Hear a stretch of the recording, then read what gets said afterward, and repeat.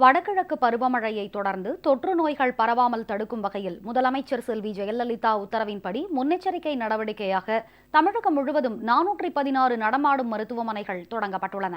இதன் மூலம் மக்களின் வசிப்பிடங்களிலேயே மருத்துவ உதவி கிடைக்க வழிவகை செய்யப்பட்டுள்ளது. மேலும் 770 பொது சுகாதார குழுக்களும் உருவாக்கப்பட்டுள்ளன.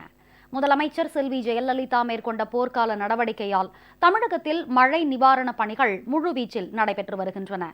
இதன் காரணமாக திருவள்ளூர், காஞ்சிபுரம் உள்ளிட்ட பல மாவட்டங்களில் இயல்பு நிலை திரும்பியுள்ளது.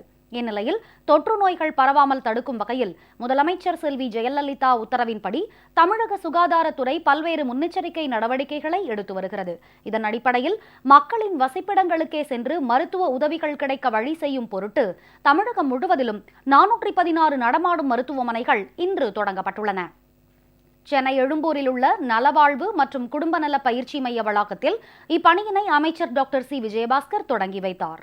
மாண்புமிகு தமிழ்நாடு முதலமைச்சர் இதய புரட்சித் தலைவி அம்மா அவருடைய ஆணைக்கிடங்க கூடுதலாக இப்பொழுது 30 நடமாடும் மருத்துவக் குழுக்களை நேரடியாக சென்று வீடு வீடாக சென்று இந்த நடமாடும் மருத்துவக் குழுல ஒரு மருத்துவர் இருப்பார், செவிலியர் இருப்பார், ஒரு பார்மசிஸ்ட் இருக்கிறார், சுகாதார ஆய்வாளர் இருக்கிறார். ஆக இந்த குழு வீடு வீடாக சென்று கேட்டு அவர்களுக்கு சிகிச்சை கொடுத்துக் கொண்டிருக்கிறார்கள். அது தமிழ்நாடு முழுக்க 416 நடமாடும் மருத்துவக் குழுக்கள் மிக சிறப்பாக இந்த சேவையை எல்லா இடங்களிலுமே செய்து வருகிறார்கள்.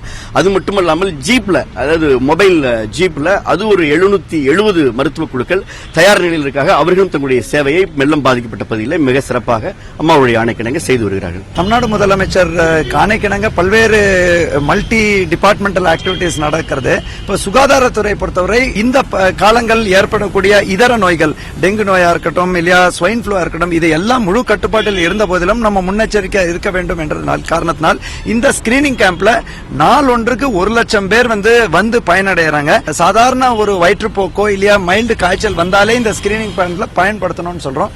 சென்னையில் மட்டும் கூடுதலாக 30 நடமாடும் மருத்துவமனைகள் தொடங்கப்பட்டுள்ளன. இதன் மூலம் பொதுமக்களின் வசிப்பிடங்களுக்கே நேரில் சென்று சிகிச்சை அளிக்க நடவடிக்கை மேற்கொள்ளப்பட்டுள்ளது. மேலும் இறந்த கால்நடைகள், பறவைகளை அப்புறப்படுத்துதல், ஈக்கள் உற்பத்தியாகாமல் தடுப்பது, கொசுக்களை ஒழிப்பது குறித்த விழிப்புணர்வு உள்ளிட்ட நடவடிக்கைகள் துரித கதியில் எடுக்கப்பட்டு வருகின்றன. இப்பணியுடன் தமிழகம் முழுவதும் 770 பொது சுகாதார குழுக்களும் உருவாக்கப்பட்டுள்ளன. சென்னையில் மட்டும் 14 குழுக்கள் ஏற்படுத்தப்பட்டுள்ளன. இக்குழுவில் இடம்பெற்றுள்ளவர்கள் பாதுகாப்பான குடிநீரை வழங்குவது உள்ளிட்ட சுகாதார நடவடிக்கைகளை உறுதி செய்வார்கள். முதலமைச்சர் செல்வி ஜெயலலிதா மேற்கொண்டுள்ள இந்த நடவடிக்கையின் மூலம் தொற்று நோய் முற்றிலுமாக தடுக்கப்படும்.